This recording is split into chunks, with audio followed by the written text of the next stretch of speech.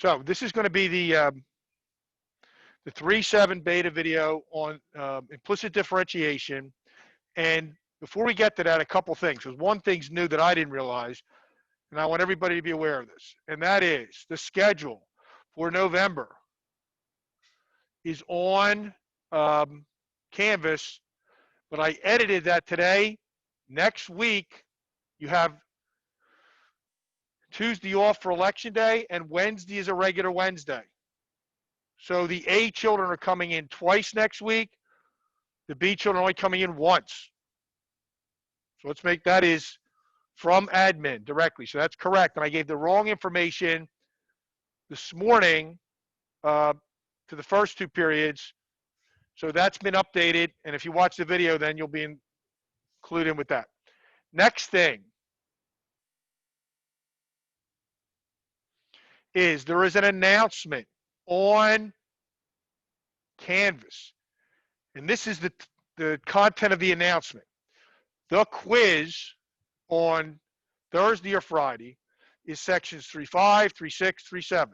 It is the derivatives of the trig functions. It is the chain rule. It is implicit differentiation. So that you are aware of what you have. I put this announcement on there. I mean, the derivatives of the trig functions, I know what to tell you. You got to memorize them. And the derivative of the sine is the cosine. The derivative of the cosine is the negative sine. And the rest of them you can do with the quotient rule. For the chain rule, the alpha beta lessons are already on the YouTube page. But there's also this Jeff Smith. You have to be aware of that. There's a separate playlist by chapter of the book that has a lecture by somebody else using your textbook. And there's a lot of stuff on that YouTube page. And if you just look for the stuff, our recordings, you miss some of the other stuff. There's the whole book is up there with these lectures by this character, Jeff Smith. For AP YouTube, the daily lessons, which you can get through AP Classroom.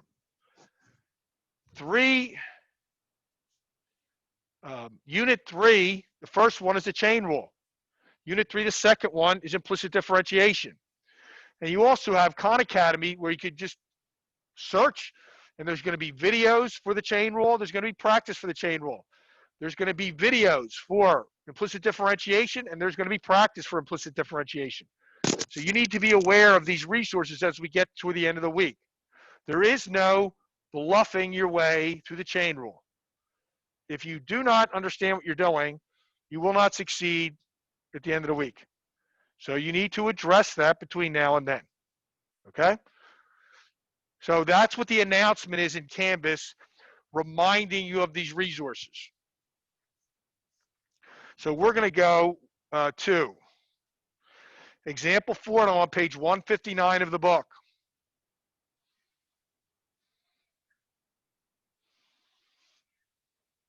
Okay? And on page 159, there's a picture of an ellipse.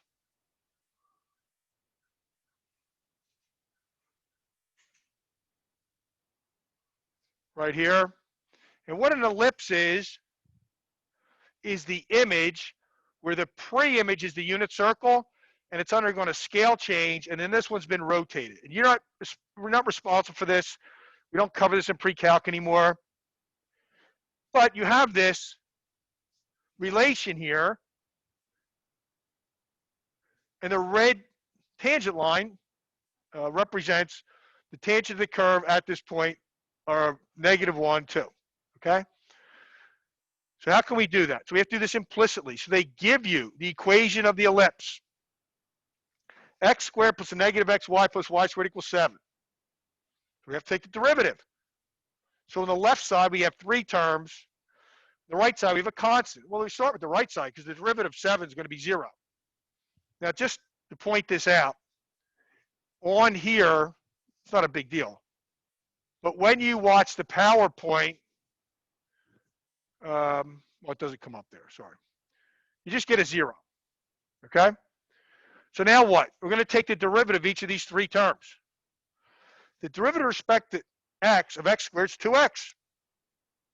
But the middle term is the product of x times y. So you've got the product rule and you've got implicit differentiation. So if I do that work over here, I want the derivative with respect to x of x times y. So the first term is x. The derivative with respect to x of y is the derivative with respect to y of y times dy dx. So it would be 1 dy dx plus the derivative of the first term, which would be a 1 times y. And that's what they have inside here, except inside here they have what we have plus y times dx dx, which is kind of over the top. You don't need it. It's the derivative of x with respect to x is a 1. Now what? Take the derivative with respect to x of y squared, which is the derivative with respect to y, which would be 2y times dy dx. And now what? This is multiplied by dy dx, and so is this. So the terms that aren't, we're putting them on the right side of the equal sign by adding the opposite. The terms that are multiplied by dy dx, we're factoring it out, and then going to divide both sides by what dy dx is multiplied by, and you see the derivative depends upon y and x. So then what happens? They tell you the point -1, 2. So if I put -1 in for x, you'd have -1 squared, which is 1. Subtract -1 times 2 is a -2. 1 subtract a -2 is the same as 1 plus 2. That's 3 plus 2 squared is 4 equals 7. It balances. Then you put -1 in where you have an x in the derivative. You put 2 where you have a y, and you get 4/5, which means the pre-image is y equals 4/5 x. The slide is given to you, -1, 2. So your image would be y take away 2 equals 4/5 x plus 1. That is the tangent line. And the normal line would just be that value, that 4/5, the opposite reciprocal, -5/4, right? You're not getting any normal lines on the quiz at the end of the week. Okay? So, Dr. Harley, I just have a quick question. go ahead. When it's inside the parentheses for xy, why is y dx over dx instead of dy dx? Okay, it's never going to be, ready? It would never be dy dx because it's the derivative of x with respect to x. I don't like what's in the textbook because if you can't see the board, but the way we did it was we said it is the derivative of x with respect to x, which is a 1 times y. You don't need to write that dx dx the way it's written in the book. Okay. It's clutter. Okay. Is it because with the product rule, you're not actually taking the derivation of y? Is that No, why? that is correct. It's with the Okay. product rule, you're taking the second term times the derivative of the first term. And the derivative of the first term with respect to x is just a 1. Yeah. So I would have written 1. I wouldn't write the way it is in the book. Okay. It's just like because they're writing the product rule and you're not actually taking the derivation of y with that second half. Correct. Okay. That makes sense. Thank you. So we're here.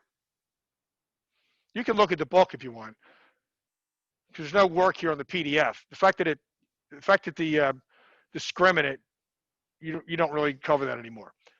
So I'm going to put this up here, and you're going to go to problem 17.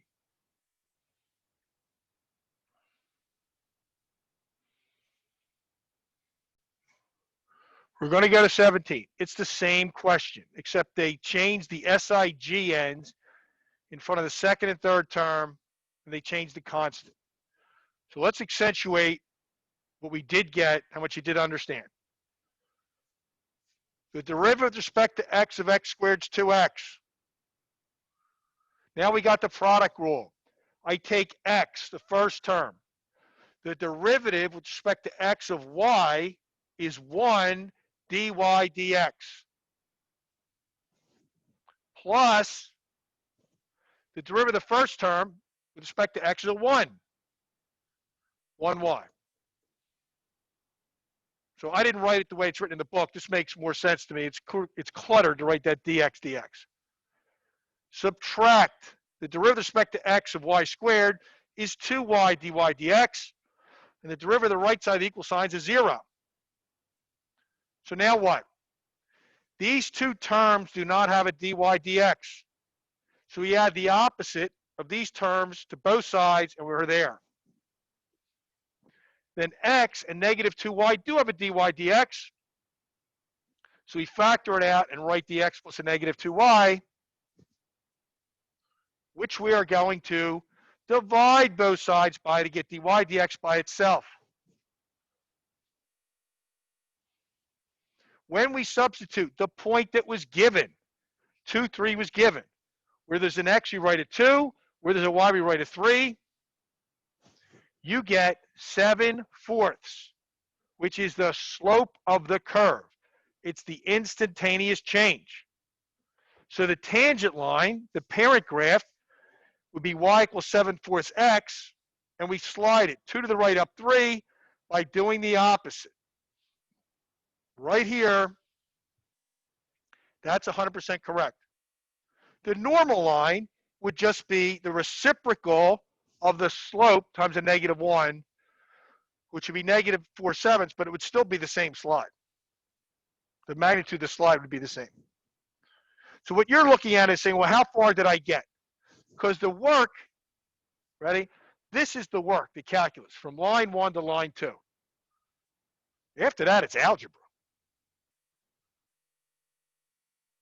This is what you have to be able to do. Get this line at the end of the week. Okay? And if you can do that work with the product rule, that'll be it. That's as hard as you'd have to do.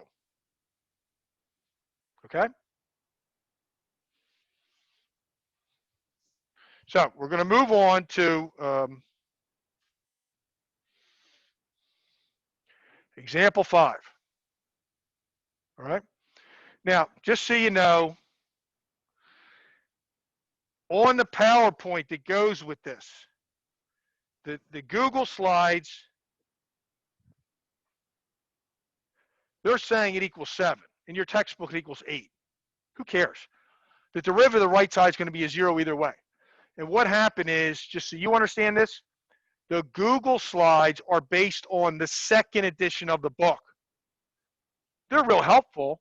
We're using the third edition of the book. So sometimes things don't match up, and that's one of them. Doesn't matter. When we do this work, that's going to differentiate to 0 anyway. So I'm looking up here, first derivative. But the first derivative is kind of user-friendly, because what are you doing? The derivative with respect to x of 2x cubed. It's just the power rule, 6x squared. The next term is the derivative with respect to x of 3y squared. That's implicit, because you're taking the derivative with respect to x. So you would get 6y to the first dy dx. And the derivative of the right side would be a 0. Now what? Add a negative 6x squared to both sides, divide both sides by negative 6y, and you would get negative divided by negative is a positive, x squared over y, which is the slope of the curve.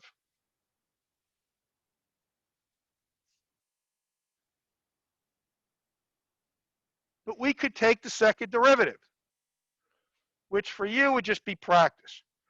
The second derivative, I'm taking the derivative with respect to x of the first derivative. I'm going to use the quotient rule.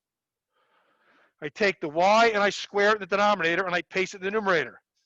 Times the derivative of the top would be 2x. Subtract x squared times the derivative of the denominator. It should be 1 dy dx. Then I brought this y squared out front and made it 1 over y squared. Combine the like terms, and this is just cleaning it up with some algebra. But the calculus itself is the first line to the second line in the left, and the first line in the second column to the right, because that's the quotient rule. So we're going to send, now here's what's going to happen. We're going to send you to 29.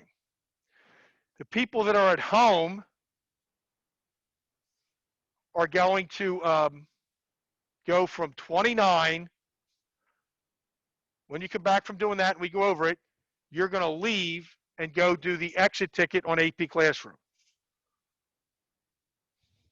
But the primary challenge right now is get the first derivative. We can work on getting the second derivative as we go forward. Okay, so here's the question. I take the derivative with respect to x, the entire question. Derivative with respect to x of y squared is 2y. dy dx. You need the chain rule because you're taking the derivative with respect to x of y squared. The right side, it's just the power rule. We give you 2x plus 2. Divide both sides by 2y. You can factor a 2 out of the right side. They would reduce, and you would get x plus 1 over y. And if you got it that far,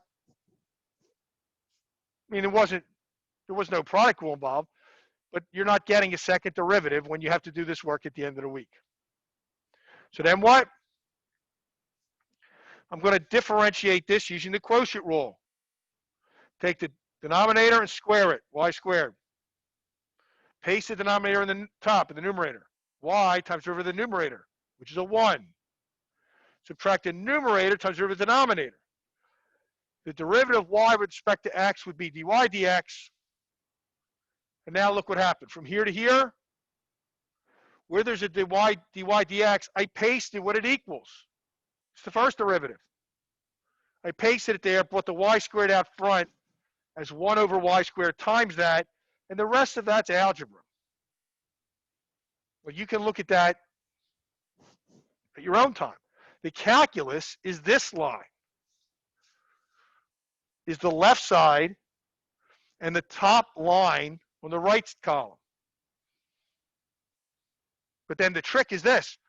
I have this dy dx, but I did that over here. That's what it equals. So where I have it, I pasted what it's equal to. All right? So if you are at home, you are dismissed to go to AP Classroom and do the exit ticket.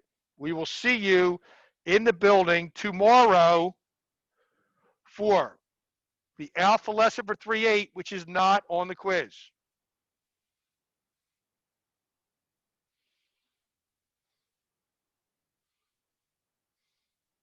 For the people that are here, they used implicit differentiation to do something that you assumed you could do. You can use the power rule for rational numbers, for fractional exponents. Okay, so in the beginning, you could do this in 3.3. You could do it for integer values that were greater than 1. Then you get to, you can use it for negative values and you can use it for fractions. Okay, but you probably assume that that will work anyway. So that's it for the beta lesson.